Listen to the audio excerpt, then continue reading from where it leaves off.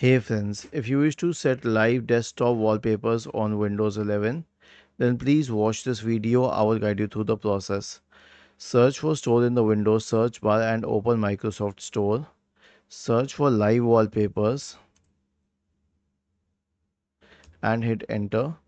Now you can select any of these live wallpaper applications. I prefer the lively wallpaper application though.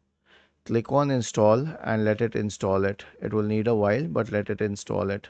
We will wait till it's installed and then I will explain what has to be done further.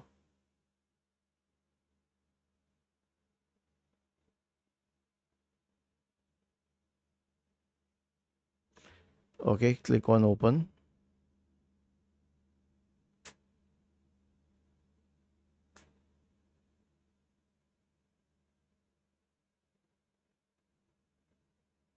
and then select any of these wallpapers and see the effect.